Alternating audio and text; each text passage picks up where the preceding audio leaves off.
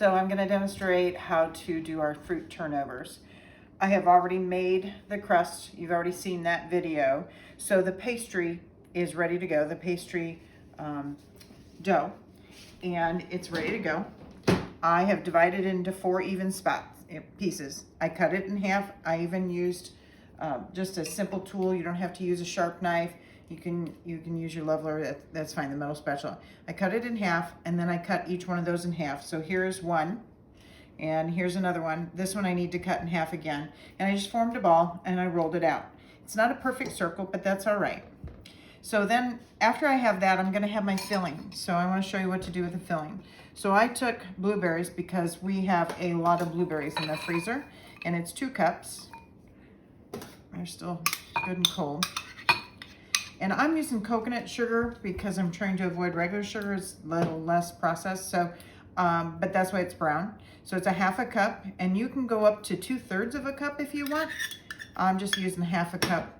And then I also have a gluten-free flour. You can use just a regular, that's what it calls for, 2 tablespoons. And then I'm adding cinnamon, 2 teaspoons of cinnamon. And I'm just gonna stir that around so everything's coated. And this is going to be my filling. So because I started out with 2 cups of blueberries, I'm gonna use about a 1/2 cup for each one, because this recipe makes 4. So that looks pretty good.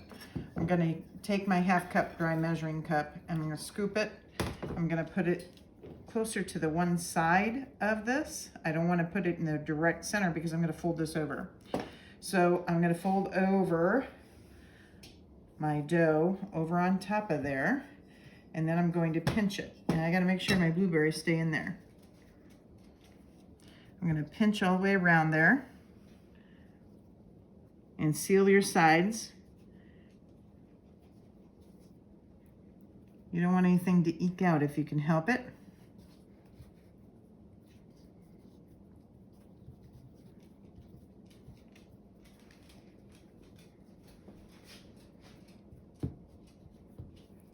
And try and smooth that out a little bit. You can seal it with a fork if you want. I'll grab a fork real quick. And push those down all the way around.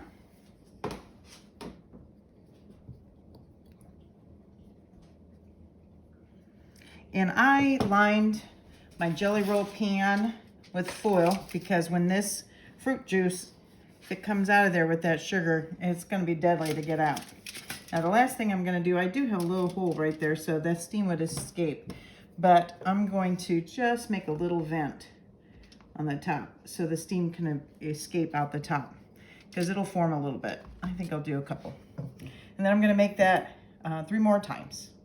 And then I'm gonna bake it at 400 degrees, and the recipe calls for approximately 16 minutes, 13 to 16 minutes, but I'm just gonna check and see how long that takes. All right, so part 2. I have all 4 of these made. Now we need to put some topping, and it's just some cinnamon and sugar mixture, but if I just sprinkle that on there, it won't stick. So you're gonna brush using a pastry brush, just brush some water on there just to make it, it's kind of its own little glue. Just brush a little bit on there, and then just sprinkle some cinnamon sugar on top. Again, I'm using coconut sugar, so it's really a lot darker brown than if you use in traditional granulated sugar. So I'm gonna do that really quick and put these in here,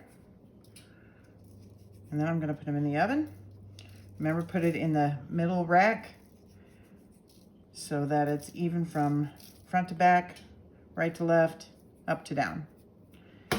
And do that over here. And then I'll set my timer. So I just took these out of the oven. I really went a little bit longer than what the recipe called for. I did about 18 and a half minutes or so. They're brown because of the coconut sugar.